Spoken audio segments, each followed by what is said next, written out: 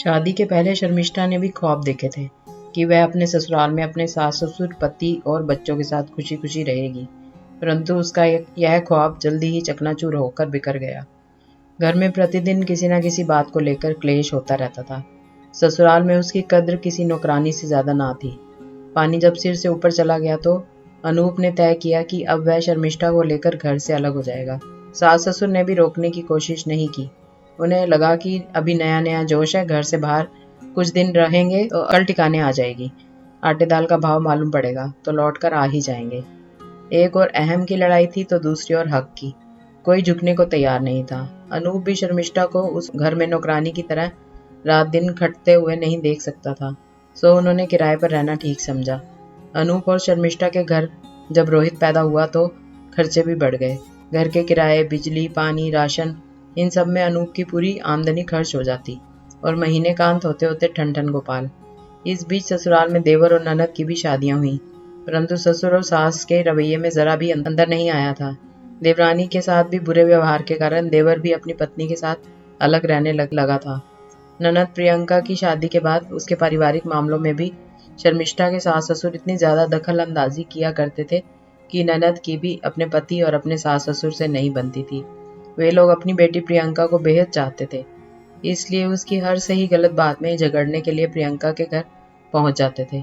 उसके पति निर्मल को बात बात में डांटते धमकाते थे। इनकी दखल अंदाजियों के कारण प्रियंका के ससुराल में कलह इतनी बढ़ गई कि ससुर जी ने प्रियंका के नाम से अपने सामने वाली बिल्डिंग में ही एक घर खरीद कर उसके नाम कर दिया और दोनों बेटों को इसकी भनक तक न लगने दी। परंतु यह बात शर्मिष्ठा की देवरानी से ज्यादा दिन तक छिप न रह सकी। वह पास में ही रहती थी, सो उसके पड़ोसियों से उसे यह बात पता चल गई। बातों बातों में उसने शर्मिष्ठा को भी यह बात बता दी। इधर शर्मिष्ठा और अनूप को अपने घर से अलग रहते रहते तकरीबन 20 साल से ज्यादा का वक्त बीत चुका था, परंतु लाख कोशिशों के बावजूद वे अपने घर के लिए डाउन पेमेंट भी जमा नहीं कर सके थे।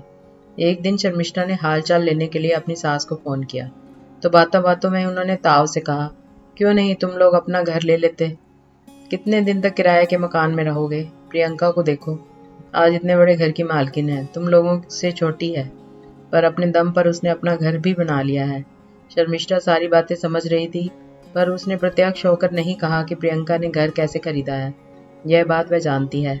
शर्मिष्ठा बहुत नेक स्त्री थी, वह किसी प्रकार की कलह या झगड़ा झंझट नहीं चाहती थी, इसलिए उसने प्रियंका के घर की बात वहीं छोड़ दी और अपना घर ना खरीद पाने के पीछे की अपनी सारी मजबूरियां गिना दी। हाँ मम्मी जी, काश प्रियंका की तरह मेरा भी अपना घर हो जाता तो कितना अच्छा होता ना। मम्मी जी, आपको तो पता ही है कि घर की डाउन पेमेंट के लिए एक मोटी रकम चाहिए, बस उसका ही इंतजाम नहीं हो पा रहा है। हम इतने सालों से प्रयास कर रहे हैं और मम्मी जी गहने वगैरह भी तो इतने नहीं हैं कि उसको बेचकर उतनी रकम जमा हो जाए। शर्मिष्ठा ने सोचा, इन्होंने प्रियंका को एक घर खरीद कर दे दिया तो हमें तो डाउन पेमेंट की रकम तो दे ही सकते हैं। मम्मी जी, बस वही डाउन पेमेंट पर बात अटक रही है, बाकी किस्त तो हम भर ही लेंगे। हर महीने इतना किराया भर भर कर हमारी तो कमर ही टूट गई है। किस्त भरने में हमें कोई दिक्कत नहीं होगी, जैसे किराया भरते हैं वैसे किस्त भी भर देंगे। शर्मिष्ठा, पापा जी आ गए हैं, खाना मांग रहे हैं, चलो रखती हूँ, बाद में बात करेंगे। और सब ठीक है ना? हाँ मम्मी जी, सब ठीक है। अच्छा, नमस्ते मम्मी जी, अपना ख्याल रखिएगा। बात पूरी भी नहीं हो पाई थी कि फोन कट गया। शर्मिष्ठा ने निराश होकर फोन बगल में रख दिया। आज फिर वही हुआ था जो इससे पहले भी कई बार हो चुका था। घर की बात हर बार निकाल कर मम्मी जी यही जताने की कोशिश करती कि हमसे दूर रहकर भी तुमने क्या कर लिया, मानो चिढ़ा रही हूँ। अनूप अपने माता पिता को भली भांति जानता था, इसलिए वह बामुश्किल ही कभी उनसे बात करता था। शर्मिष्ठा जब भी डाउन पेमेंट की बात करती तो पापा जी खाना मांगने लगते। आज फिर एक बार शर्मिष्ठा अपने घर का सपना चूर चूर होते देख रही थी।